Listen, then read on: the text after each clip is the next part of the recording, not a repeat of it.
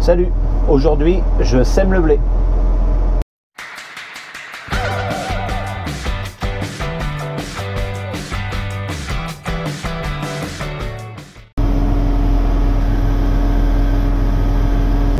Alors là tu vois, je suis en train de démarrer le champ et tu vois que je recroise sur la moitié de ce que j'ai semé. Alors en fait c'est normal, je dois faire ça quand je commence un champ, c'est pour mon jalonneur de pulvé. En fait mon semoir est en 4 mètres et mon pulvé en 32. Et du coup pour que les passages correspondent au premier passage, je suis obligé de revenir à cheval sur la moitié de ce que j'ai semé à l'allée quoi en fait. Puis après je le fais plus. C'est pour que le multiple corresponde puisque je jalonne au centre du semoir. Donc là on peut largement voir les 150 kg à l'hectare que je demande, plus la petite pluie sous le semoir qui fait que le semoir est en train de semer sur toute sa largeur. Alors ici on peut voir maintenant que je sème plus qu'à 132 kg, mais également il y a deux zones qui ne sèment plus sous le semoir.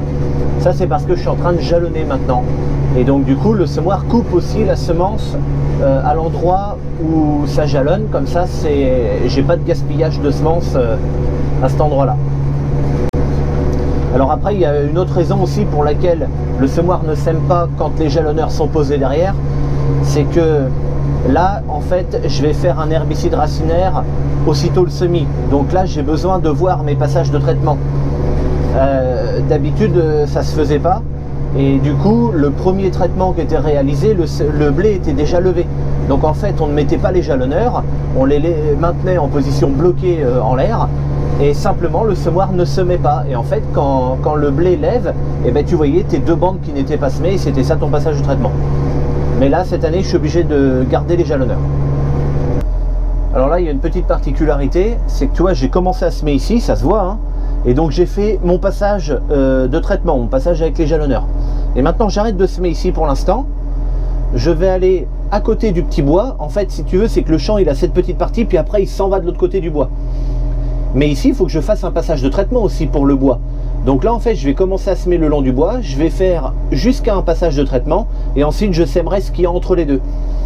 En fait il faut que je sème tout de suite ça, parce que si je continue de semer comme ça, peut-être qu'à un moment je vais aller trop loin le long du bois et j'aurai raté mon passage de traitement.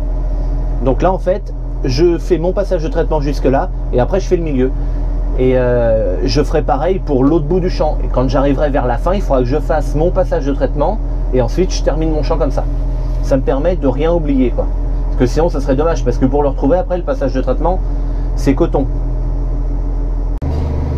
Bon, ce qui est intéressant avec ce semoir c'est que tout est automatique dessus, c'est à dire que moi j'ai que mon bouton pour lever descendre à appuyer, et le semoir se charge de faire descendre les traceurs, de faire le jalonnage tout seul, il compte tout seul ses tours, je m'occupe de rien, je m'occupe juste lever et descendre. Donc là tu vois il y a juste un truc, c'est que le long du bois, là c'est le jalonneur droit qui va descendre, donc j'appuie ici et il passe à gauche.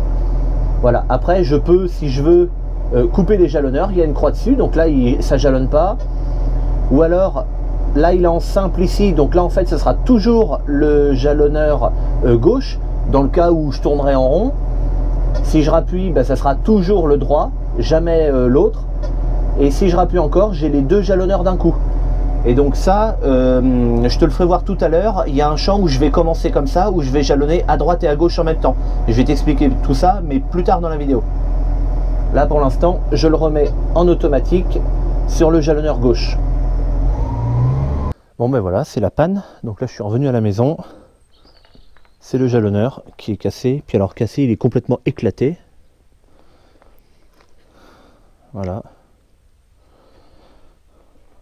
Je pensais pouvoir récupérer le roulement, puis en fait non, la cage est sortie aussi. Tous les ans, je les casse plusieurs fois, mais jamais autant que ça quand même. Là c'est énorme. Donc en principe on a des pièces de rechange, donc je vais aller voir ça et puis essayer de le remonter. Bon ben ça y est, c'est réparé, on est reparti. Donc là, il était complètement explosé. Puis celui-là que j'avais en réserve, il était encore plus pourri que celui-là. Donc il a fallu que j'aille à Vivonne en chercher un autre. Alors là, je roule à 11 km/h. Normalement, je roule à 12, mais pour mettre 150 kg, en fait, 12, ça passe pas. Le boîtier me dit de rouler moins vite parce qu'il n'arrive pas à fournir. Donc à 11, ça va. Donc là, j'attends que ma trémie soit vide, pardon. Parce que là, c'est le restant de la variété. Et ensuite, je change de variété, il faudra que j'étalonne. Donc au moment d'étalonner, je changerai la bobine, j'en ai une plus grosse. Voilà, qui permet qui permet en fait cette grosse bobine de fournir plus de débit, donc je pourrais rouler plus vite. Et normalement, on a calculé avec papa, on a une variété qu'on doit semer, je crois que c'est à plus de 150 kg, encore plus que ça, donc de toute façon il aurait fallu changer la bobine. Donc là le champ se continue, j'ai tout ça à faire. Donc ce qui est bien avec ce semoir, c'est qu'on peut tourner à l'équerre. Donc du coup, j'ai pas de marche arrière à faire en bout de champ.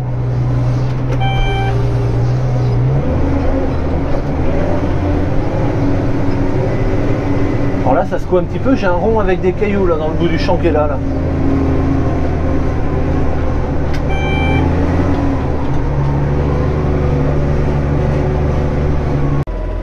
Ok, bon, pour t'expliquer comment fonctionne le semoir, vite fait, donc on a ici une turbine qui envoie de l'air dans ce gros tuyau jusqu'à la tête de distribution, donc c'est le truc qui ressemble à une pieuvre, et chaque tuyau descend à une sortie de semoir. Ici c'est la trémie où il y a le grain, ça descend donc jusque là, ça tourne, dedans il y a la tête de distribution qui est alimentée par ce moteur électrique pour pouvoir changer de vitesse. Cette roue là va descendre quand je vais poser le semoir. Et c'est cette roue qui donne l'information de quelle vitesse je roule. Et plus je roule vite, plus ça va tourner vite pour que ça puisse mettre, ben là comme j'ai réglé, le poids à l'hectare que j'ai réglé. Donc les graines tombent dans le tuyau, avec l'air qui arrive par là, tout est envoyé par là-bas. Donc là ça longe tout le semoir, ça passe dans la tête et c'est distribué jusqu'à chaque élément semeur. Donc tu vois, il y en a un devant, un derrière, parce qu'en fait l'écartement entre deux c'est 12,5 cm sur mon semoir. Donc on ne peut pas les mettre côte à côte, quoi. Il faut obliger de les mettre un peu à la croise. Et donc ici en permanence il y a de l'air qui sort. Là la turbine, ben, je l'ai arrêtée parce que sinon ça fait un boucan d'enfer. Mais sinon il y a de l'air, si on met sa main, il y a tout le temps de l'air qui sort. Et donc le disque est fait comme ça, il tourne hein, quand le semoir avance, le disque tourne. Et donc comme on en a un à l'endroit, un à l'envers, si tu veux, de l'autre côté du disque, c'est fait comme ça. Ça c'est un truc en plastique et qui fait, tu vois, il y a des lamelles dedans pour que ça accroche à la terre. Et quand ça tourne aussi avec le disque. Alors bon, là c'est pas posé, mais il faudrait que les deux soient posés, tu vois, en même temps, et ça tourne ensemble comme ça. Et donc cet élément là il sert à arracher la terre si jamais il y en a qui restent collés à l'intérieur du disque, pour pas que ça vienne boucher la sortie où il y a les graines qui vont tomber. Donc tu vois, il n'est pas sur le même axe. L'axe du grand disque est à peu près par là et l'axe du petit est ici. Le fait qu'il tourne en décalé fait qu'ils vont pas aller à la même vitesse les deux. Lui va tourner un tout petit peu plus vite que l'autre et c'est ça qui fait que ça décrotte. Quand la terre arrive, ben, elle est éjectée automatiquement. Et enfin à l'arrière on a une herse. C'est pas une herse de rappui, c'est juste une herse pour égaliser. Donc là on en a deux dans le même sens, c'est normal parce que c'est le bord du semoir. Et sinon après c'est une petite dans un sens, une grande dans l'autre. Une petite, une grande qui se croisent légèrement. Voilà, et donc ça c'est l'herse en fait, elle va servir à régaliser le terrain parce que chaque élément semeur, chaque disque va créer un petit sillon. Et donc l'herse derrière, elle sert à brasser la terre pour effacer tout ce sillon et puis essayer de faire un truc à peu près droit. Alors là c'est vraiment des conditions qui sont idéales pour semer. Le travail réalisé est excellent, on a de la super terre fine. La terre est humide mais pas mouillée et du coup tu regardes sur le tracteur, ça ne colle pas aux roues. Et donc ça c'est génial. Et j'ai un super lit de semences maintenant, tout en terre fine. Et donc on peut contrôler où sont les graines. Alors à ce petit jeu là, j'ai pas de chance moi, hein. Quand je sème quelque chose, j'arrive jamais à trouver les graines.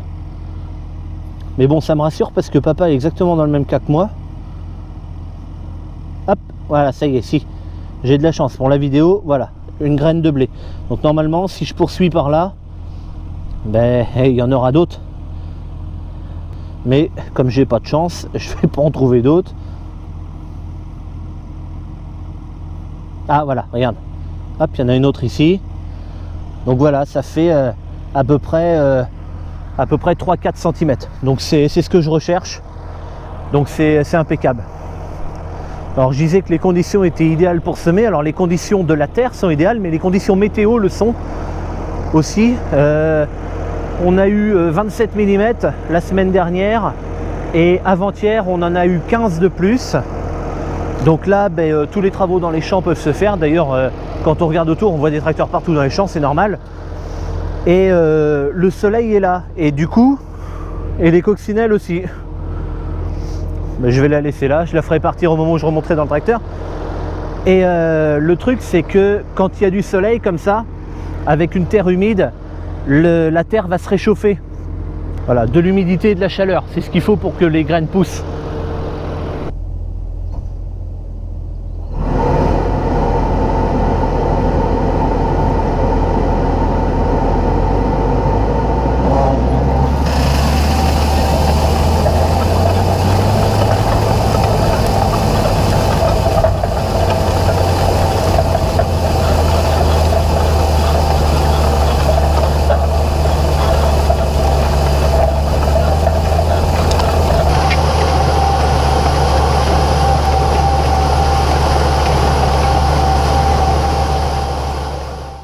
Bon ben voilà, fin de journée, je suis en train de rentrer à la maison, il est 20h20 et du coup j'ai pas eu l'occasion de te faire voir le pourquoi, enfin dans quelles circonstances j'utilisais le double traçage, les deux traceurs en simultané là.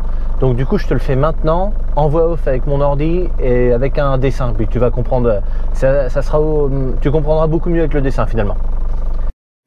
Donc là on peut voir, mis à part le fait que je suis pas très bon en dessin, c'est un bout d'un champ, les points noirs représentent des poteaux électriques que j'ai, c'est le seul champ avec des poteaux dedans. En rouge c'est un chemin, les traits violets c'est les bords du champ, et en bleu en haut c'est un autre champ à moi, et on peut voir l'entrée du champ. Et donc en fait le trait vert c'est la trajectoire que je devrais prendre avec le semoir, je dois aligner le poteau avec l'entrée, le coin de l'entrée à gauche. Et en fait, en faisant ça, je me retrouve à peu près droit pour le reste du champ. Et si je commence pile poil en face du poteau, donc en jalonnant des deux côtés, puisque je devrais faire semer la partie de droite et la partie de gauche en même temps, si je commence en fait pile en face dans le poteau, c'est parce que je vais jalonner au numéro 4, donc à la moitié de mes passages, et du coup, ça fera que quand je vais traiter, ça sera le bout de la rampe qui va passer à ce poteau là et ça fait déjà du coup un poteau d'éviter parce que j'ai juste un petit coup de volant à mettre pour m'écarter du poteau et ça passe comme ça. Les autres poteaux, eux, j'ai pas le choix, je suis obligé de replier le pulvé parce que les passages de traitement se retrouvent trop proches des poteaux. Voilà pourquoi j'utilise donc le double jalonnage dans ce champ là. Et en même temps la technique d'aligner le poteau pour m'économiser un repliage de rampe. Voilà, bon et bien sur ce je te souhaite une bonne journée, à plus tard, salut.